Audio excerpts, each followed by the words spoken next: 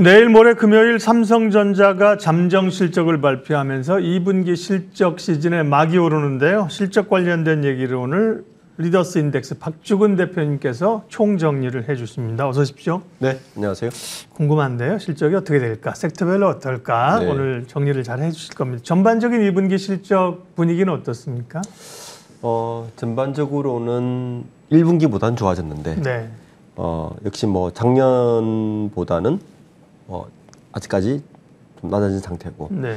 중요한 건 이제 1분기에 저점을 통과한 것이 아니냐는 게 시장 전반적인 분위기라서 일단 상장사들로 보면 전체적으로 1분기에 비해서 한 1년 전보다는 44% 줄어들었지만 네. 1분기보다는 한 13.6% 정도 올랐다. 이게 이제 전반적인 분위기고요. 이게 지금 어쨌든 박스권이지 않습니까? 그러니까 이 실적에서 중요한 게 이런 박스권에서는 그 시장 자체가 여러 가지 불확실성 때문에 유동성 자체가 지금 늘어나고 있지는 않은 상황이에요. 그러니까 유동성이 늘어나지 않은 상황에서 움직이는 형태를 보면 이거 숫자 나온 거 한 번만 정리하면 네. 작년에 1분기는 53조였는데 그죠? 그렇죠. 영업이익이. 올해 1분기는 25조. 뭐 거의 1분기는 반토막이 났죠. 반토막이 났고 네. 2분기는 그것보다는 좋아져서 거의 한 34조 원 정도로 그렇죠. 늘어나는군요. 그래서 네. 늘어나서 예. 전반적으로는 저점은 찍지 않았나 하는 게 전반적인 시장 분위기인 것 같습니다. 네. 섹터별로 보겠습니다. 사실은 뭐 발군, 무리 중에서 가장 뛰어난 실적은 자동차입니다. 그죠? 네. 1분기에도 대단했고 네. 2분기에도 우려가 있었는데 엄청 실적이 좋을 걸로 보이고 근데 실적이 좋을수록 야 이거 피크아웃 아니야 네. 이런 우려가 자동차주는 계속 발목을 잡아요. 자동차주 실적 체크해 주십시오. 우선 두 현대 기아차를 보시면 2분기 예상치가 합쳐서 6조입니다. 네. 굉장하죠.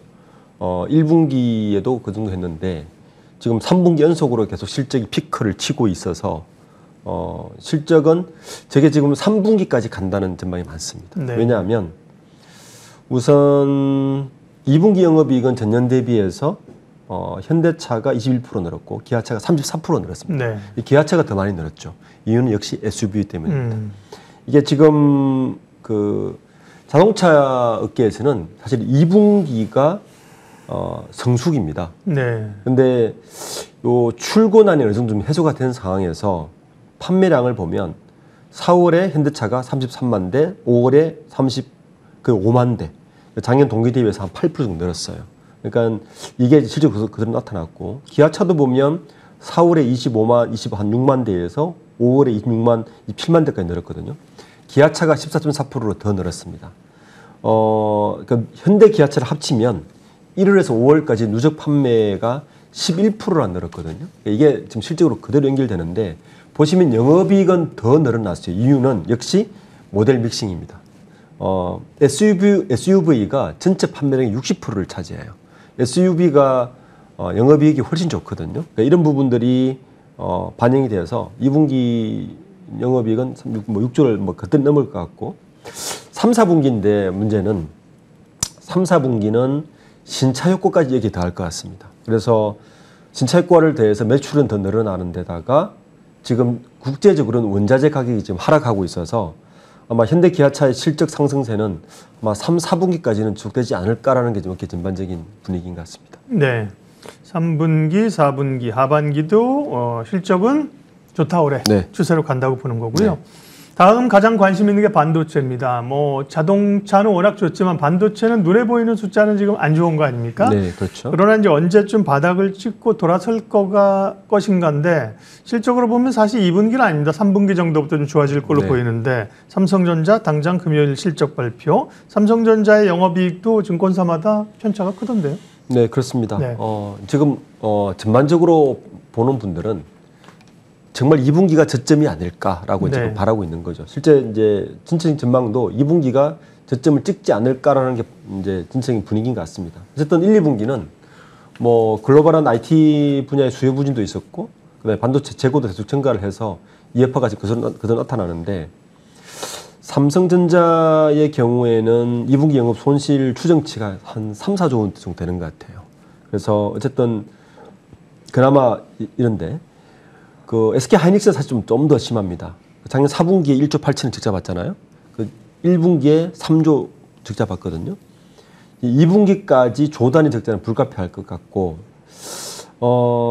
왜냐하면 SK하이닉스 같은 경우 전체 그 매출 비중에서 메모리가 90%를 차지하기 때문에 삼성전자보다는 훨씬 더 이 충격이 더 큰 게 사실이고요. 근데 문제는 이제 하반기인데, 저는 그 지난주에 삼성전자의 그 저지성 그 파운드리 사업부장의 발표가 되게 의미심장했던 것 같아요. 예. 그러니까 뭐라 했는데요? 2기가를 발표를 했다는 이나노, 이야기인데, 이나노 발표했다는 이야기인데, 보통 그 정도 발표하면 시장이 어떻게 받아들이는 전문가가 받아들이냐면요. 네. 수주를 하지 않으면 그 정도 발표하지 않거든요. 그러니까 2025년 거를 미리 발표했다는 이야기인데, 그것도 네. 갑자기 아이를 열어서 예. 이 수주가 뭐냐?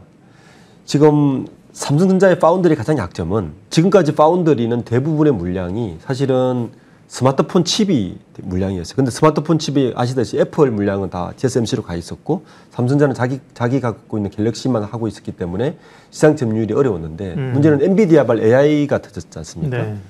엔비디아발 그러니까 AI를 시작하는 엔비디아발로 이 터진 여기에서는 조금 분위기가 달라진 것 같아요. 왜냐하면 AI 반도체 같은 경우는, 엔비디아 같은 경우는 이 파운드리하고 HBM, 하이밴드 메모리가 묶어서 모듈 형태로 납품되게 되어 있거든요. 자, 그러면 하이밴드 메모리를 가지고 있는 하이닉스나 삼성전자가 TSMC에 비해서 조금 유리한 국면이 분명히 있는 것 같아요. 그래서 그 물량을 현재 일부 받아오려고 하고 있는 게 아닌가, 그리고 시장 분위기 그렇게 바뀌고 있는 게 아닌가 해서 이 파운드리에 대한 시장 전체적인 재편이 좀 있을 것 같아서 이 부분은 굉장히 주목할 부분인 것 같아요. 네. 거기에다가 하반기부터는 메모리 쪽에서도 이미 그 수요보다는 공급이 부족한 사태로 조금 넘어가고 있는 것 같습니다. 삼성전자가 전체적으로 물량을 줄인 것이 효과가 3분기부터 나타나고 있다는 조짐이 나타나고 있습니다. 그래서 이런 부분도 나타난다면 빠르면 4분기부터는 흑자 전환도 이루어지지 않을까라는 게 시장 분위기라서 이거는 좀 주목해서 보는 네. 것이 좀 중요할 것 같습니다. 자동차 반도체 봤고요. 섹터 점검을 좀 할 게 여러 개 있어서 좀 부정하게 가겠습니다. 네. 2차 전지는 어떻습니까? 2차 전지는 뭐 여전히 뭐 핫한 섹터죠. 네. 일단 LG에너솔루션하고 SK온도 이번에 흑자 전환을 이룩한 게 아주 특징적입니다. 2분기에요? 예. 네.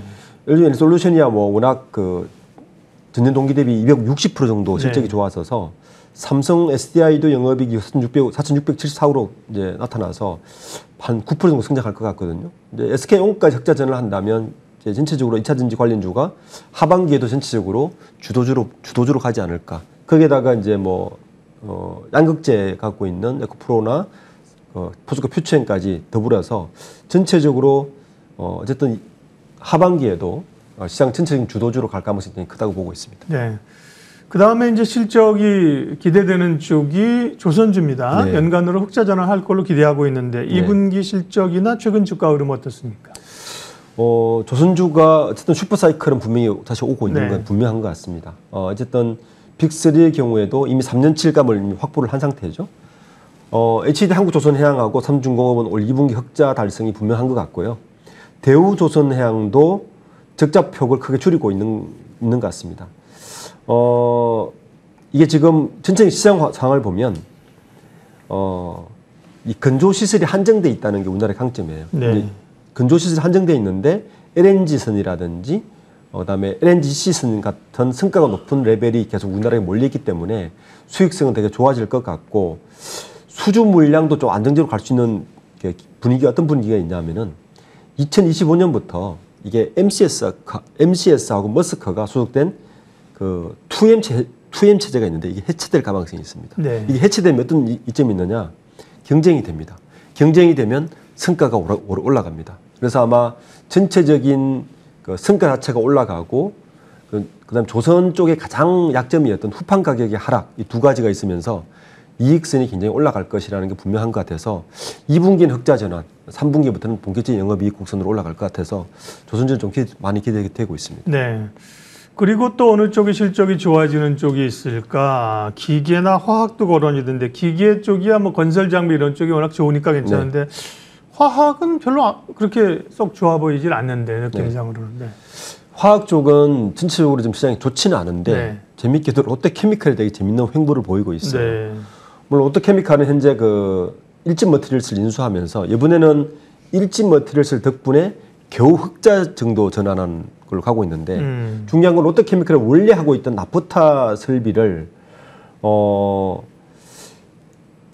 계속 투자를 하고 있다는 거예요. 그러니까 LG화학이나 한화케미칼과 다르게 계속 롯데화학은 롯데케미칼은 이걸 투자를 하고 있는데 아마 그 하반기나 연말쯤에 이 경기가 좋아졌을 때 영업이익을 더 높이기 위해서 투자를 계속 하고 있는 게 설비 투자를 계속 하고 있는 같은 느낌이 들어서 롯데케미칼은 이 시장을 어떻게 보고 있는지 어쨌든 공익적인 투자를 계속 하고 있습니다. 그게 좀 다른 행보를 보이고 있고 전체적으로 보면 롯데케미칼이 뭐 2분기 실적은 매출은 5조 정도, 영업이익은 748억이니까 뭐 겨우 흑자로 돌아섰는데 이 흑자 돌아선 이유는 일진 머티리얼스, 롯데에너지 머티리얼스죠. 이 실적이 2분기 연결로 반영되면서 하기 때문에 실제로는 적자인데 동박 때문에 좀 흑자를 보고 있는데 어쨌든 롯데케미칼의 횡보는 조금 다른 석유화학주하고는 다른 반영을 하고 있어서 요거는 좀 지켜보고 좀 중요한 관전 포인트가 될 것 같습니다. 예. 마지막으로 이제 항공주도 최근에 여행들 많이 가고요. 기대감이 있습니다. LCC가 먼저 갔다가 대한항공에 대한 시각도 좀 좋아집니다. 항공주 체크해 주세요. 뭐 휴가철 이미 돌아왔죠. 네. 예, 그리고 국제선은 운항 증가도 굉장히 있었고, 저는 그 국제선보다는 그 LCC 주를 좀 많이 봤으면 좋겠어요. 네. 유가도 지금 떨어져 있는 상태고, 여러 가지 이제 전반적으로 항공주는 악재보다는 개선세가 굉장히 많습니다. 특히 이제 2분기에 들어서면서 해외여행 수요증가 사실 늘고 있고, 항공기 전반에 대한 실적 개선이 굉장히 이루어지면서 LCC 쪽은 특히 이제 좀 저가 LCC 쪽은 훨씬 굉장히 좀 주목해서 볼 필요가 있고, 네. 지금 제주항공도 보면 2분기 전망치를 매출 3,500억에 영업이익 226억 나타나고 있거든요. 매출은 180% 늘었고 영업이익도 흑자 전환된 상태고, TA 항공 같은 경우는 더 좋습니다. 이게 더 작은 항공기일수록 이런 흑자 곡선이 더 빨리 회복되고 있어서, 그러니까 작은 항공사들의 그 항공 횟수가 늘어나는 종목들을 좀 유심히 보시면 이런 2분기와 3분기 넘어갈 때에 이런 수요주들을 좀 보시는 게 중요한 또 핵심 포인트가 될 것 같습니다. 예, 마켓주민 오늘은 2분기 실적 시즌 섹터별 실적 총 점검했습니다. 리더스 인덱스 박주근 대표님 함께 해주셨습니다. 고맙습니다. 네, 감사합니다.